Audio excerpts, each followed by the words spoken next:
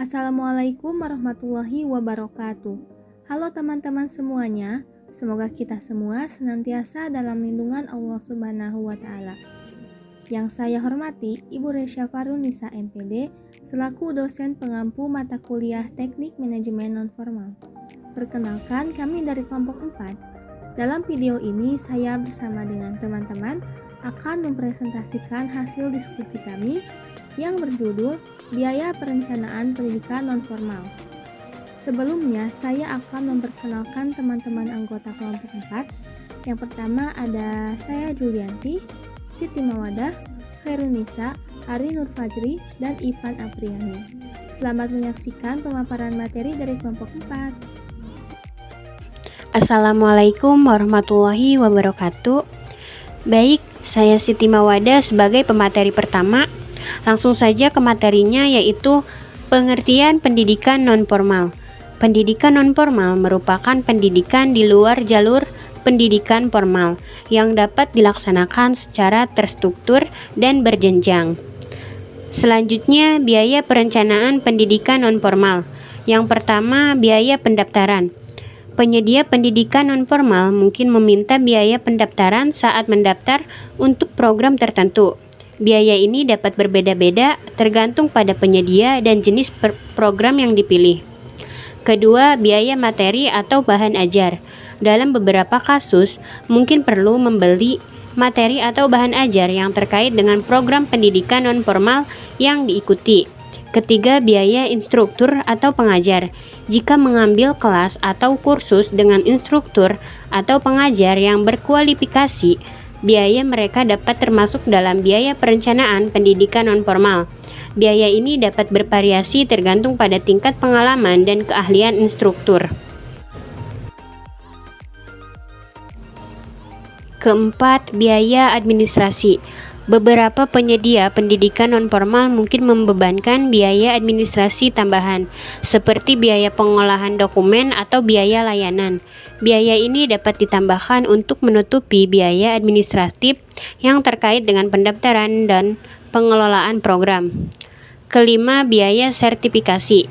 Jika program pendidikan nonformal yang diikuti memiliki sertifikasi atau pengakuan resmi, mungkin perlu membayar biaya untuk mengikuti ujian atau mendapatkan sertifikat tersebut. Biaya ini dapat bervariasi tergantung pada jenis sertifikasi dan lembaga yang menerbitkannya. Baik, materi selanjutnya ada contoh biaya perencanaan pendidikan nonformal. Pertama, ada biaya konsultasi. Pada beberapa lembaga pendidikan nonformal, mungkin menawarkan layanan konsultasi untuk membantu individu merencanakan pendidikan nonformal mereka.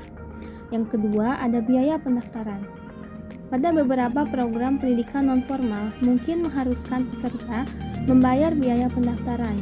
Biaya ini biasanya mencakup administrasi dan pengelolaan data peserta. Yang ketiga, ada biaya materi dan bahan ajar. Program pendidikan nonformal mungkin mengharuskan peserta untuk membeli atau membayar materi dan bahan ajar yang akan digunakan dalam pembelajaran. Biaya ini akan tergantung pada jenis program dan materi yang akan diberikan. Yang keempat, ada biaya administrasi. Pada beberapa penyedia pendidikan nonformal mungkin membebankan biaya administrasi tambahan, seperti biaya pengolahan dokumen atau biaya layanan. Biaya ini dapat ditambahkan untuk menutupi biaya administratif yang terkait dengan pendaftaran dan pengelolaan program. Dan yang kelima, ada biaya sertifikasi. Jika program pendidikan nonformal yang diikuti memiliki sertifikasi atau pengakuan yang resmi, mungkin perlu membayar biaya untuk mengikuti ujian atau mendapatkan sertifikat tersebut. Biaya ini biasanya dapat bervariasi tergantung pada jenis sertifikasi dan lembaga yang menerbitkannya. Strategi biaya pendidikan nonformal. Yang pertama, anggaran yang cermat. Identifikasi semua biaya yang berkaitan seperti biaya operasional, biaya perlengkapan, biaya pelatihan, dan biaya administrasi. Dengan membuat anggaran yang cermat, dapat mengalokasikan dana secara efisien dan menghindari pemborosan. Yang kedua, pendanaan multilevel. Cari sumber pendanaan yang beragam untuk mendukung program pendidikan non-formal. Selain mengandalkan anggaran internal, pertimbangkan juga pendanaan dari pihak luar seperti lembaga swadaya masyarakat, LSM, perusahaan, atau lembaga donor. Yang ketiga, kemitraan strategis. Jalin kemitraan dengan organisasi atau lembaga lain yang memiliki visi dan misi serupa dalam pendidikan non-formal. Kementerian dapat berupa kolaborasi dalam pengembangan program, berbagai sumber daya, atau pendapatan dukungan keuangan. Yang keempat, pendekatan sukarela. Libatkan sukarelawan dalam pelaksanaan program pendidikan non-formal. Mereka dapat membantu mengurangi biaya tenaga kerja, terutama dalam hal pelatihan dan pengawasan atau kegiatan administratif. Yang kelima, penggunaan teknologi. Manfaatkan teknologi untuk mengurangi biaya operasional, misalnya gunakan platform online untuk mengirimkan materi pembelajaran, melakukan komunikasi dengan peserta, atau mengelola administrasi. Yang keenam, evaluasi dan penyesuaian. Lakukan evaluasi berkala terhadap program pendidikan non-formal untuk mengidentifikasi area-area yang dapat dioptimalkan dalam hal biaya. Tinjau kembali anggaran, identifikasi potensi penghematan, dan terapkan penyesuaian yang diperlukan.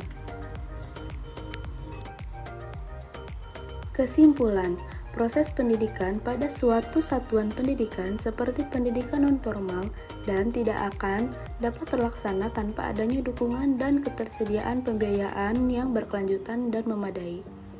Contoh biaya perencanaan pada pendidikan non-formal diantaranya: yang pertama, biaya konsultasi, kedua, biaya pendaftaran, ketiga, biaya materi dan bahan ajar, keempat, biaya sertifikasi, kelima, biaya pendidikan lanjutan. Adanya strategi biaya perencanaan pendidikan non-formal dapat membantu mengoptimalkan pengelolaan sumber daya keuangan untuk program-program tersebut. Ada beberapa strategi yang dapat digunakan diantaranya sebagai berikut. Yang pertama, anggaran yang cermat, kedua, pendanaan multilevel, ketiga, kemitraan strategis, keempat, pendekatan sukarela, kelima, penggunaan teknologi, yang terakhir, evaluasi dan penyesuaian.